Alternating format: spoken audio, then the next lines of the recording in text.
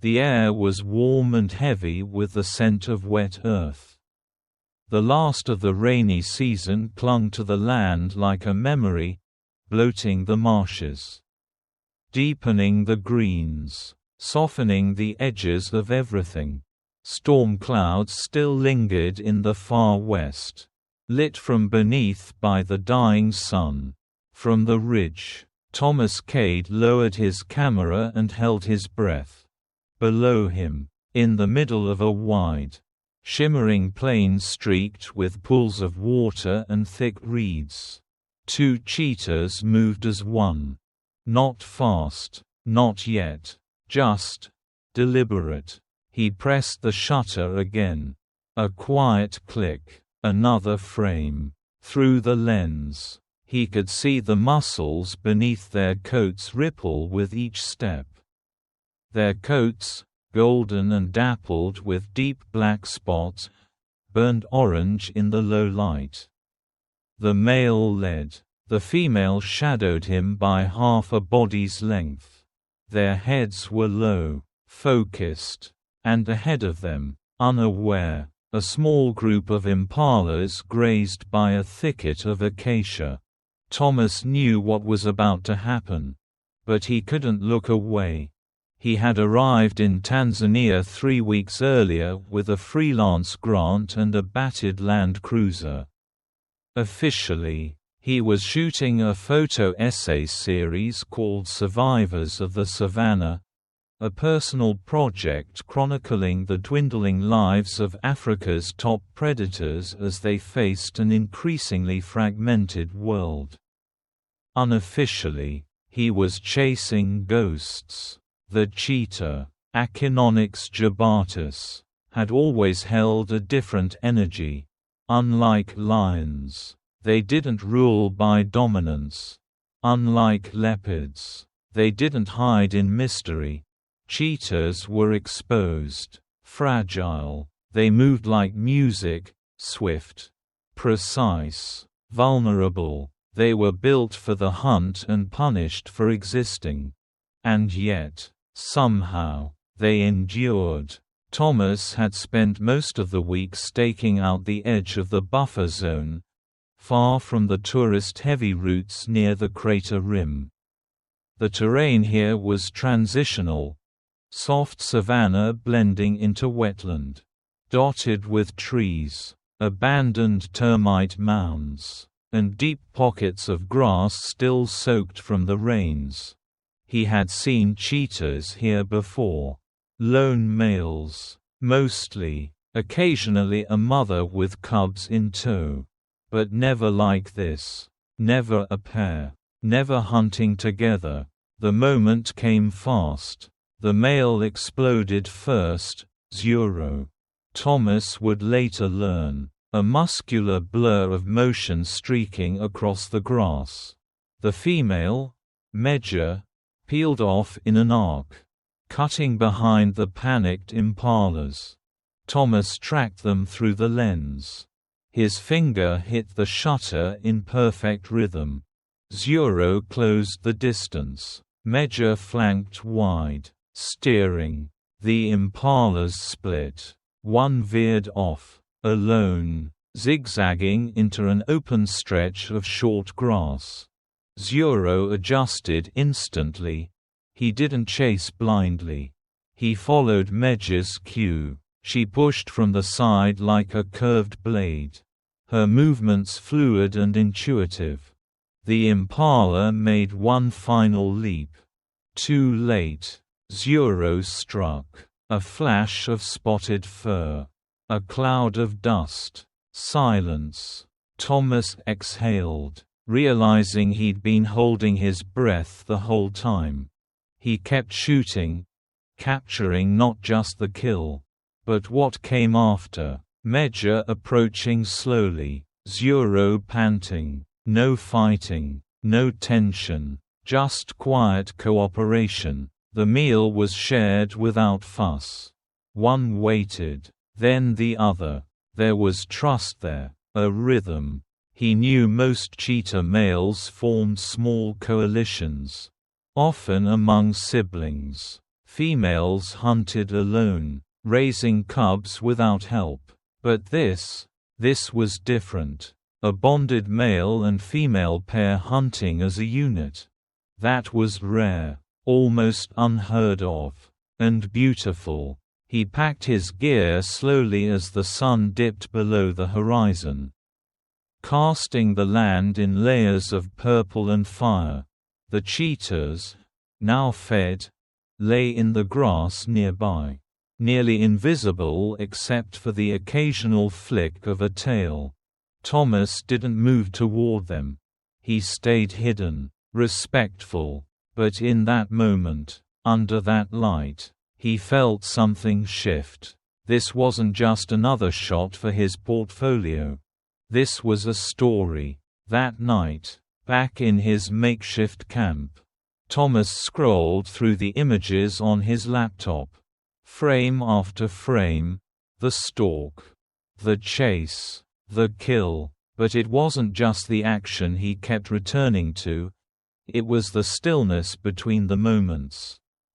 Zero and Medja standing side by side in the grass, their heads aligned like twin sentinels. Two silhouettes against the setting sun. Not prey-driven, not desperate, just present, together. He created a new folder on his hard drive. Folder name: Zero and Medja. Then he wrote the first note in his field journal. April 28.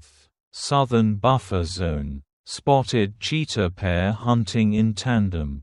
Male plus female. Highly coordinated. Unusual behavior. No other cheetahs observed nearby. Behavior suggests long-term bond. Will monitor further. Set trail cams tomorrow. Over the next several days, Thomas returned to the area each morning before sunrise, parking his vehicle half a kilometer from the last known location and hiking in quietly with minimal gear. He never tried to get too close. He didn't need to. Zero and Medja were creatures of habit. They moved through a pattern, crossing from open fields to shaded thickets, pausing near termite mounds to rest, patrolling the border of a shallow swamp that teemed with small prey. Thomas documented from afar. He used long lenses, mounted motion-triggered trail cameras, and built a map of their movement. He noted wind direction, kill sites, rest intervals. But more than anything, he watched. He watched the way Medja would vanish into tall grass while Zero distracted a target. He watched the way Zero waited, always waited, for her to finish feeding before he ate. He watched the way they moved, not as individuals, but as a unit.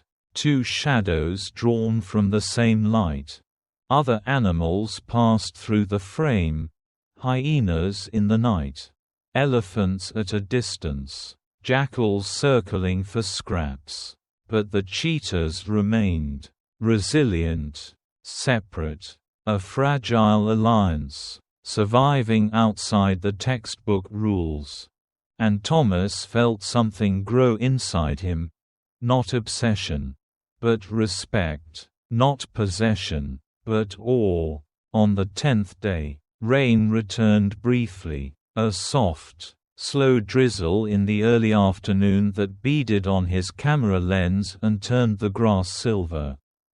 Zero and Medja stood side by side on a low rise, looking out across the plain. Thomas didn't raise his camera. He just watched. The image would live in his mind. That night, he wrote, "They are not here to be understood. They are not symbols, not metaphors, just what they are. Two animals who have found rhythm in a world built to break it." He closed the journal and looked out at the horizon beyond the mesh flap of his tent. Out there, Under the stars, two figures lay curled in tall grass. Bellies full, lungs steady, eyes sharp, and he knew he'd be back tomorrow. Not to interfere, not to capture, but to follow, quietly, carefully, until the story told itself. The sun had only just begun to rise, brushing the horizon with dull orange when Zero raised his head. Thomas saw it through his binoculars, sharp, silent alertness. The male cheetah stood perfectly still, body angled toward the east. A second later, Medja mirrored the stance, her ears pricked, body low. Together, they stared across the damp plain, toward a small cluster of shrubs near the edge of the marsh. Then came movement. A young impala, barely weaned, legs too thin for the weight they carried, stumbled into view. Alone, lost, Thomas felt his breath catch in his throat. He knew what was coming. Zero crouched low, each muscle rippling in slow tension. Medja split off immediately, circling wide to the south. It was a strategy Thomas had now seen unfold many times. But it never failed to electrify him. There was no sound between them, no signal visible to the human eye, but somehow they communicated. It was choreography written in instinct, in trust. The impala lifted its head. Too late. Zero burst forward. The cheetah's acceleration was breathtaking. As always, dirt kicked up behind him, long limbs slicing through grass. The impala bolted, panicked, weaving, heading away from Zero and toward the low brush. But that's where Medja was waiting. From the side, she sprinted into its path. The impala panicked again and veered, straight toward a muddy inlet Thomas hadn't noticed before. A basin from the recent rains. Now half dried, half hidden under brittle vegetation. A death trap. Medja didn't hesitate. She pivoted hard and pursued. Zero skidded to a stop at the edge of the basin. He didn't follow. The impala hit the mud and slipped, scrambling upright. But the surface held, for now. It found a shaky rhythm and bounded away across the shallow end. Medja was only 2 strides behind. She lunged, and the ground gave way. Thomas saw her go down in a sudden, violent collapse of limbs and spots. She didn't fall onto the mud. She sank into it. The front half of her body disappeared almost instantly. She struggled to pull herself forward, claws scraping against the wet, glutinous surface. Zero paced along the edge of the mire, growling, his body rigid. He barked, short, guttural sounds, urgent, desperate. But he did not enter the mud. He couldn't. Medja's hind legs thrashed, spraying clumps of mud behind her. Her tail flicked high, then was pulled down as she sank further. Panic overtook form. She twisted, her head lifting up to look for a foothold that didn't exist. The impala was gone. Only silence remained, save for Zuro's snarls and the wet-sucking noise of Medja's struggle. Thomas lowered his camera. His hands were shaking. This was not part of the plan. He considered moving closer. He had a rope in the cruiser. Could he do anything? But instinct stopped him. Zuro was in a defensive stance now. Tail high, eyes locked on any movement around him, including Thomas. This was their moment. their crisis.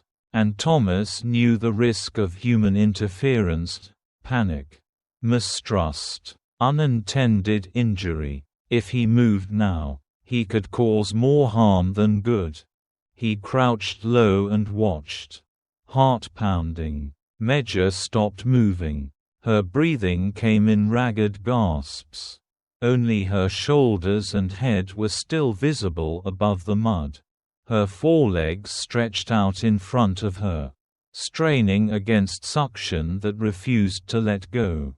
Zuro stood at the edge of the pit. He let out a long, low growl, not angry, not threatening. It was deeper than that. A call. She responded with a weak chuff. Then her eyes fluttered closed. 10 minutes passed. Then 15. Zuro didn't leave. He circled the edge of the mud once. Twice. Sniffed the air. Then sat down just meters away. His body tense and still. Every few minutes, he would rise, take a few steps, make a low sound. But Medja didn't respond again. Thomas finally stood. His body ached from crouching. But he barely felt it. He reached for his radio, lifted it halfway to his mouth, then stopped. There was no protocol for this. He couldn't report it, couldn't help, couldn't do anything but watch. And wait. An hour later, the sun was fully up. The basin reflected the light like a bruise, too bright, too quiet. Medja had not moved in over 20 minutes. Only the top of her head and one shoulder was still visible. Zuro stood one final time. He made a low, mournful sound, then turned away, not quickly, not in defeat, but like something ancient pulling loose from something it couldn't save. He disappeared into the grass. Alone.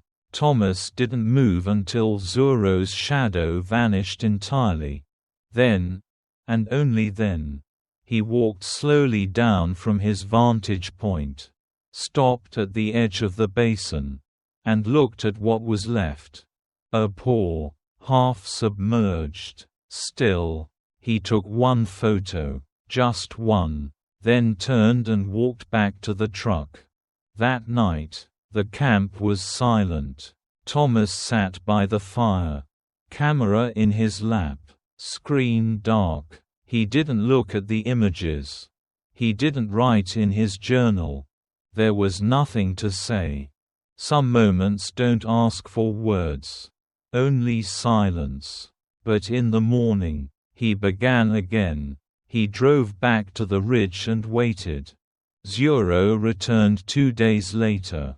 Alone, but alive. He passed through the same territory but did not approach the mud. He didn't look back. And neither did Thomas. Not yet. The growl cut through the air like a blade. Low, primal, and close. Thomas spun, camera swinging against his chest. And froze. The sound had come from somewhere near the eastern edge of the marsh basin, the place he'd scouted days before. It wasn't a territorial call. It was different, urgent, distressed. He raised his binoculars. At first, he saw only reeds and wet earth.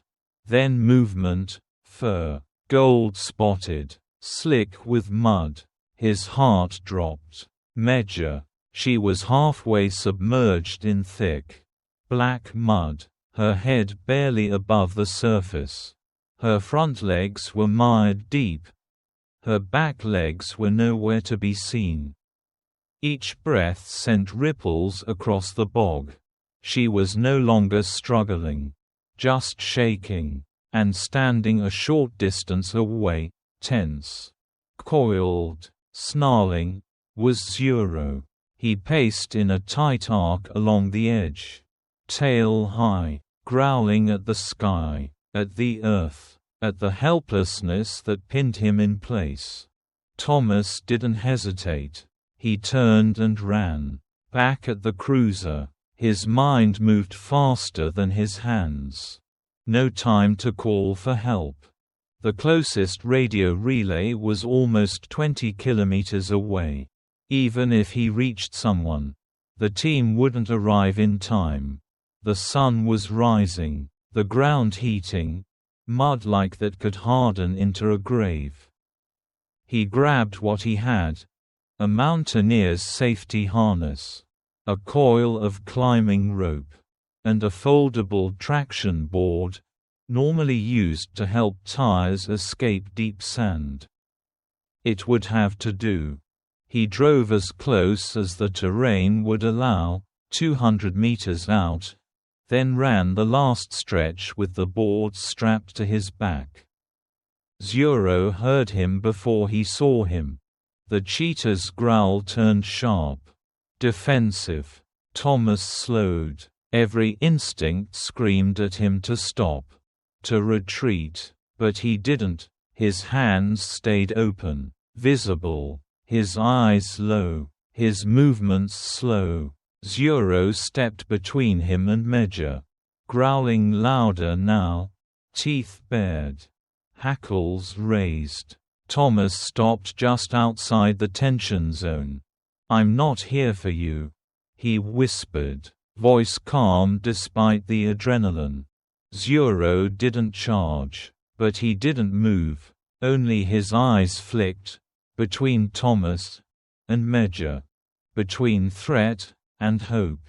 Thomas knelt, looped the rope around a nearby acacia tree, and buckled the harness tight.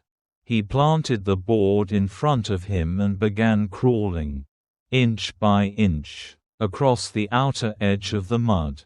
His boots slid, his elbows sank. Every move required precision. He didn't look at Zero again.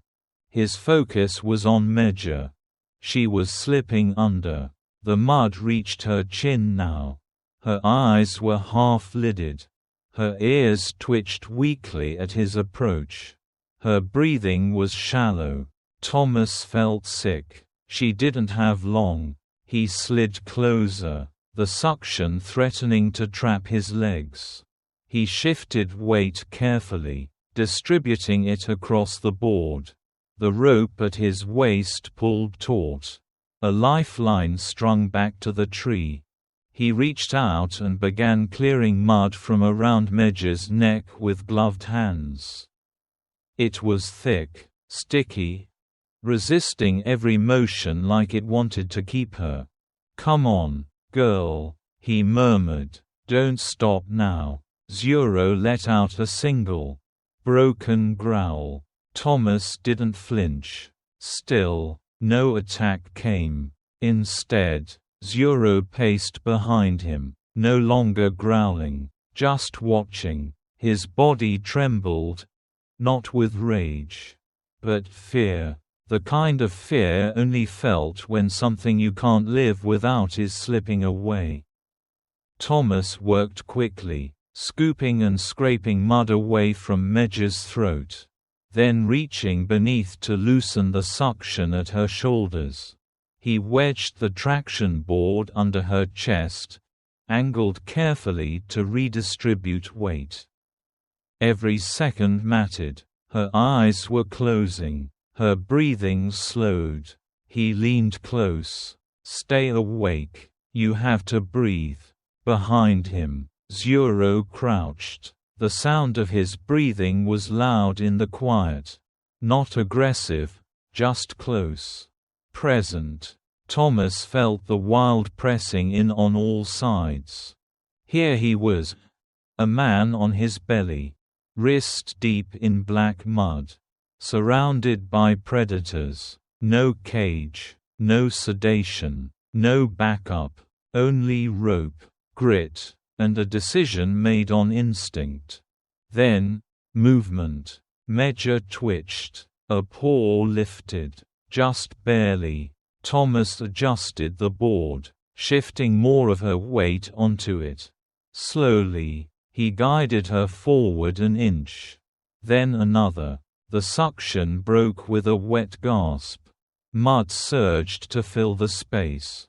He heaved. She shifted. Again. Finally. With one last lurch. Her body rolled slightly onto the board. Chest now mostly free. Her legs still stuck. But not lost. Thomas kept talking. Low. Steady. Not words anymore. Just sound. Comfort. Presence. A heartbeat in the chaos. Zero stood directly behind now. 1 meter. Maybe less. His head was low. His growl gone. He wasn't watching Thomas anymore. He was watching Medja. Thomas reached under her front legs, sliding a loop of rope around her shoulders, just enough tension to give support. Not to pull. Then he began the crawl back, slow, aching, careful, holding the line steady, guiding her out, never yanking. The rope tightened. Medja shifted. More mud gave way. Then, suddenly, her back legs surfaced, coated but intact. She let out a weak chuff. Zero stepped forward. For a moment, Thomas thought he would intervene, end it, reclaim her. Instead, Zero stepped beside her, pressed his head lightly to hers, and waited. Together, they emerged, not gracefully, not quickly, but alive. Back on solid ground, Thomas collapsed to his knees. His legs shook. His arms were numb. Every breath came like fire. He didn't try to approach them. He sat a few meters away, watching. Zero licked the mud from Medja's face. She blinked, barely responsive, but breathing, present. They curled together in the shade of a nearby bush. Silent. Thomas stood, wiped his hands on his soaked pants, and backed away. Zero didn't follow, didn't growl, didn't threaten, just watched. And as Thomas walked back toward his truck, rope dragging behind him, he felt the weight of what had passed. Not just a rescue, not just survival, but a line crossed, by all three of them. The sun bore down mercilessly, turning the basin into a bowl of steaming silence. The only sounds were Medja's strained, shallow breaths and the squelching rhythm of mud resisting every movement. Thomas's legs were half buried. His arms shook. The rope dug into his hips. Sweat streamed into his eyes. Stinging. But he didn't stop. Not now. He had anchored one end of the rope around his own waist, the other around Medja's chest, tight enough to hold but loose enough to keep from choking her. Her head lolled to the side, tongue dark with dehydration, eyes glassy. Every few seconds, he whispered to her, not commands, just sounds, calm tones, gentle syllables. You're all right? You're all right. Girl, we're going slow. It wasn't for her comprehension. It was for her heart. And for his. Zero hadn't moved. He stood like a sentinel just beyond the mud. Eyes locked onto Thomas. Ears twitching. Every time Thomas looked up, he looked away, carefully, deliberately avoiding eye contact. He knew enough not to challenge the wild. But Zero's presence pressed on him like a weight. Every second felt borrowed. If Medja made one noise that sounded like pain. If Thomas pulled too hard, too fast, if the rope slipped, there would be no second chance. He sank deeper. The mud had reached his waist now. thick and cold, threatening to pin him in place too. His boots were already lost. He barely noticed. He kept pulling. Medja shifted with each tug, a slow, grinding emergence. First her upper shoulders, then one leg, then the slick twist of her side as she rolled halfway onto the traction board beneath her. She coughed, a ragged, wet gasp. Mud sprayed from her mouth. It startled Thomas, and it triggered something in Zuro. The male cheetah stepped forward sharply, muscles tensed, emitting a low, vibrating growl, not angry, not warning, just on edge. Thomas didn't move, didn't speak. He gave one final pull, gritting his teeth, leaning his full body weight backward. And Medja slipped free. The force of it knocked him backward. He landed hard, elbows scraping on rough ground. His chest heaved. His hands were raw. He couldn't feel his legs. But he didn't care. Because Medja was out. She lay limp on her side just beyond the rim of the basin, soaked and caked in mud, ribs rising and falling in rapid, shallow bursts. She coughed again, then rolled slightly, as if her instincts were still firing through the exhaustion. She was alive. Thomas wanted to help, to wipe her face, check her limbs, but he stayed exactly where he was, half sunk, arms spread, breathing hard. He knew his role. He was done now. Zuro padded forward, each step measured, eyes flicking between Thomas and Medja. Thomas didn't flinch. Zuro stopped beside Medja and lowered his head. He gave one slow, deliberate lick to the mud that coated her cheek. Then another, gentle, careful. Medja didn't respond, but her breathing calmed slightly. Zuro circled her once, checking her with his nose. Then stood still, tail twitching once. Then, something strange. He turned toward Thomas. Not fast, not aggressively. Just looked. It wasn't a threat, not a stare down, not territorial. It was a recognition of what had just happened, of what Thomas had done. For her, for them. The eye contact lasted only seconds. Then Zuro turned away and lay beside Medja, his body pressed against hers, shielding her from the sun. Thomas let out a breath he hadn't realized he was still holding. His limbs ached, his ribs burned, but in that moment, he smiled, a tired, quiet, wordless smile. He crawled backward slowly, careful not to disturb them, inch by inch, until he was out of their orbit, out of Zuro's line of sight. Out of the story they would write from here. At the tree, he unhooked the rope with shaking fingers.